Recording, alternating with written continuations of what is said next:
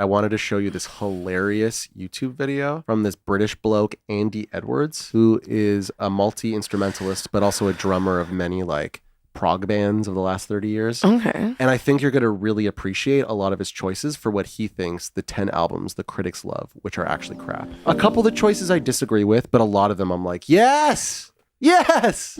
At number 10, we have that one album that I think is just called Derek and the Dominoes by the band Derek and the Dominoes. This is Eric Clapton. Layla, down, down, down. You got me on my... You know that song, right? No. It's like an FM rock staple. His number 9 choice is This It by The Strokes, which I totally disagree with, but his reasoning for it is pretty funny. Let's hear it. Loads of bands came out at that time. Here in the UK, we had things like Razorlight and we had Hardfire. There was a sort of spate of these types of bands. And the Strokes, the White Stripes, I quite like the White Stripes, but the Strokes were just this sort of posh boy, New York, trust fund rock. Right, they all were there with curly hair because posh people always have curly hair, so they got their curly hair on and their baggy suits, so they were like dressed a little bit like, you know, hobos, because the last thing they are is a hobo. And when they went into their huge recording studio that was provided by their parents to make this band happen. I also love that he chooses objectively their best album. Like he could have chose any Strokes album, he just doesn't know anything about their music, so he just went with the popular choice. All the critics lined up to lick their asses and tell them how great they are. Now, you're probably going to shout at me that they're not posh and they're actually really working class. I do not care. I know nothing about the Strokes. I'm going to say what I think from my bigoted, middle-aged, old man point of view, because that's what the music sounds like. And if they are cutting-edge working-class people or creative people, and if they did have to fight and they did all this, and then even if they are well-off, it doesn't mean well-off people can't make creative, and a lot of rich people do incredible creative stuff, so Andy, what you're talking about, it's a load of rubbish, you know, you can't say that. Fair enough, I take all that, but the venom that is in my hate for this band is because that's what the music sounds like. I understand his point. I love this album. He's making a good argument, but I disagree with it. You're going to love what he has to say about the next one. Central Park with a tiny dog on a lead, because that's what the Strokes are. Right? I like this take. The Strokes are. They're a cut price version of the next band, right? Which is at number 8, which is the bloody Ramones. I don't care what you say. The Ramones' debut album, which is in every bloody top 10. Why? Why? What is it about the Ramones that everybody thinks... I agree that this album is overrated. It's obviously one-dimensional, which is the point of the Ramones, but hot take, I think it would be a stronger album if they cut a couple songs. Even though it's like a short album and there's only 12 songs on it. I find every Ramones album, even in their peak era, like those first 4 or 5 albums, there's always filler. It's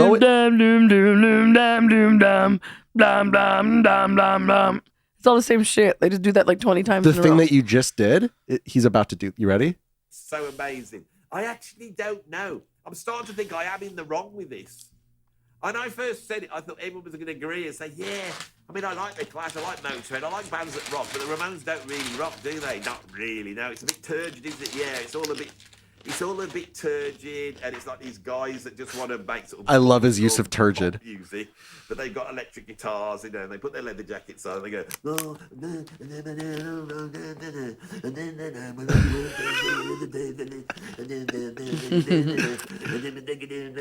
He's not wrong. He's not wrong, right? Yeah, we both did it. And they sound like... They want to play fast, but they can't because they ain't got the chops. Period. But they're not pretentious. They're a little bit pretentious, but I don't think they... When I see them all with those haircuts and those leather jackets... Okay, I so agree with this next choice. Go on. And that album, Horses. Yeah. Wow, we're going to talk shit about Patti Smith. Track Horses. I like some of her songs. I just don't like this album. I don't like Patti Smith. She's got jams, but I just don't fuck with Patti Smith. I like she's too much of a goat. I like certain songs. For this, I did some research and I put it on. I like Gloria. I like her cover of Gloria. Yeah, me too. I think that's one of her totally agree. Peak Patti. I agree with you. There's cover versions on it, really terrible cover versions, badly done. with no semblance of any sort of feel. Right? It's like art school people who have come out of a sort of performance art poetry club have decided to form a band. Yep. And it sounds like, you know, some limpid art student that's been shown a D chord and someone's come along who actually can play the guitar. Okay, put your finger there, yeah. Where's it on there? It hurts in my fingers when I press down. That's all right. You'll get. I love all of his sound effects. He's so bitchy, and I'm here for it. This guy, Andy Edwards, is quickly becoming one of my favorite music journalists on YouTube. Is that what he is? A music commentator. Not really a journalist, more of a commentator. They will laugh at you, but it won't matter. But they will then go, and when they do their next gig, they will start to do an impersonation of you whilst laughing. That's proper punk. That is it. And all these people go, oh, Sex Pistols were proper punk. Yes, they bloody were. Right? They upset everybody. There's no artisticness in the Sex Pistols whatsoever. We don't even know if they were manufactured. You agree with that? We don't know if they could play their instruments or can. You don't know. Everything that you did, they were like the biggest pop band in the world. They were like ABBA, but they were also like anarchists at the same time.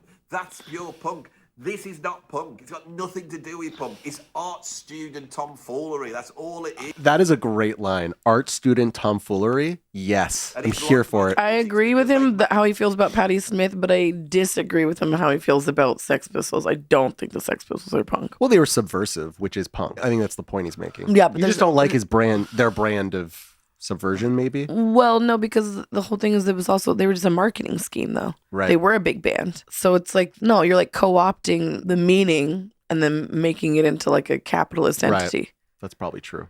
Which is why I don't.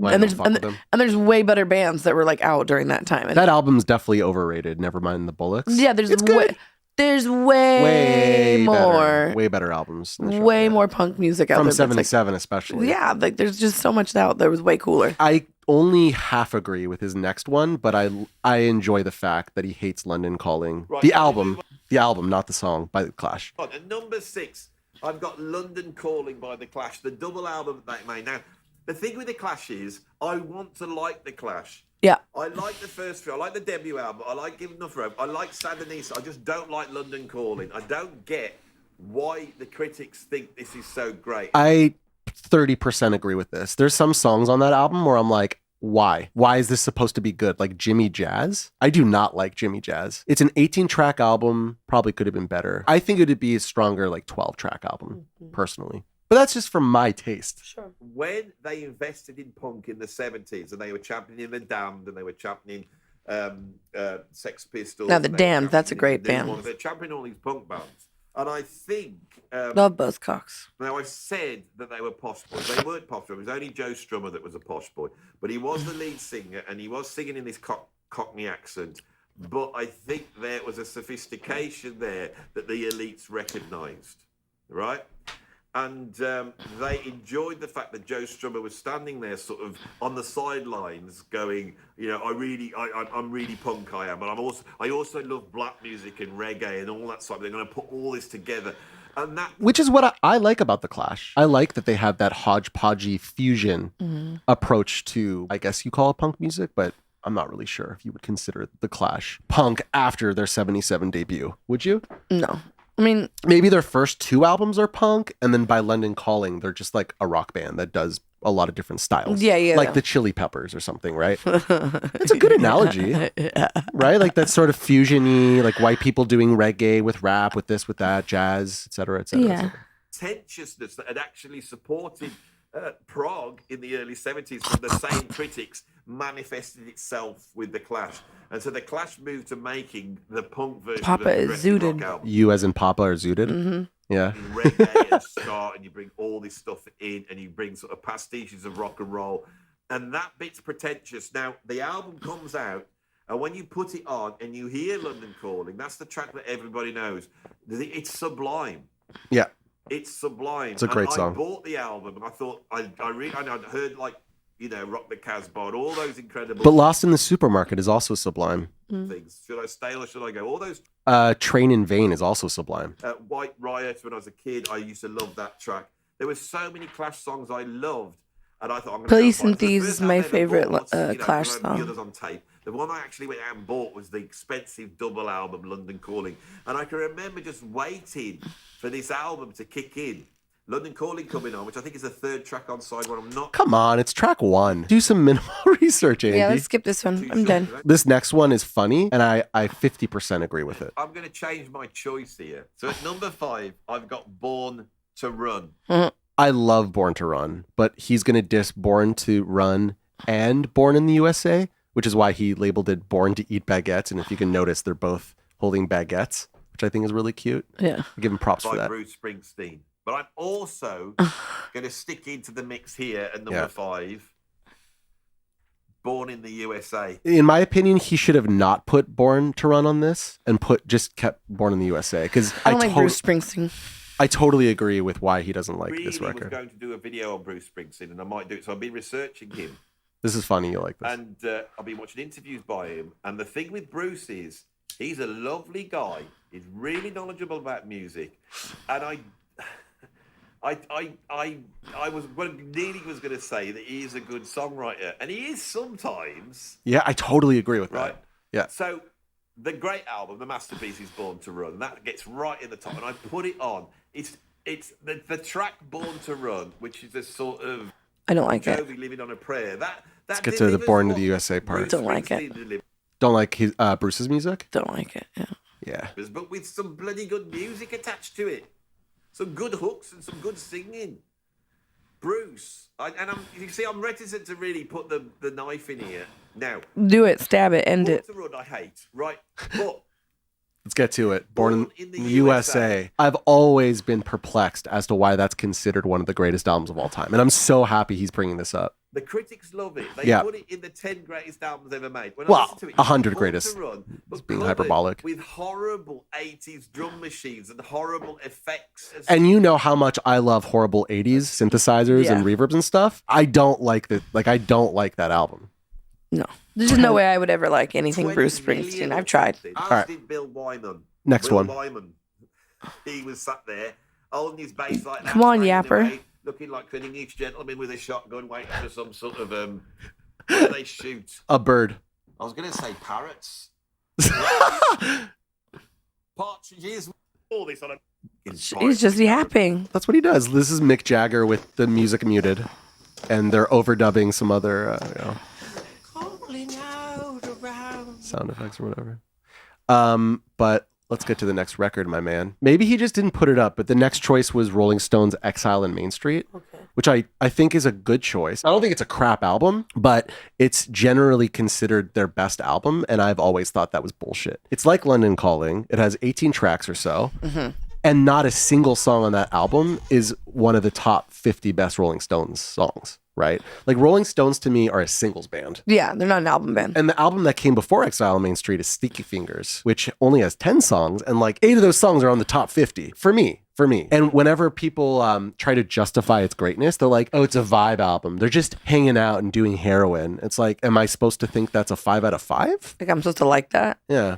At number 3, I got Blonde on Blonde. Dude, 1,000 nuns cried sweet tears to Jesus Christ when he put this on the list. Yeah, because Blonde, I've been screaming from the rooftops that Blonde on Blonde is overrated and is boring and bland. Are some of these songs well written? Of course, but I don't need 7 verses. I don't know this. I'm not familiar with this. You're not familiar with Bob Dylan's songs, or you're not familiar with the album specifically? This album. Yeah, I mean, it's got Like a Rolling Stone on it. It's got memorable songs, but they're all way too long, too many verses, and like the music just isn't interesting enough to my ears to justify it. Chiming, not sounding like with not a semblance of groove or any riffs or any hooks, and then Dylan's sort of obscure poetry, which I'm sure I should like. Maybe I'm just not clever enough to understand it. Yes! Oh, I've been waiting for someone to say that for my whole fucking life. That's exactly how I feel. And one song after another like that. I just don't know. Blonde on Blonde. That's what I've got at number 3. At number 2. He looks exhausted by it. His number 2, I don't agree with. It's Pet Sounds. Okay, I don't agree either. So I'm just going to skip ahead and get right to number 1, which I totally and wholeheartedly agree with. So you could call session musicians playing a load of Wow, music Van Morrison. It's not just Van Morrison. It's Astral Weeks by Van Morrison, which is like this ramshackle album he recorded in like, 3 or 4 days or something. Right. And he hired jazz musicians, like really good, competent musicians. But every song is just like, again, it's similar to Blonde on Blonde, like 2 chords, like the most boring fucking chords, and him just going,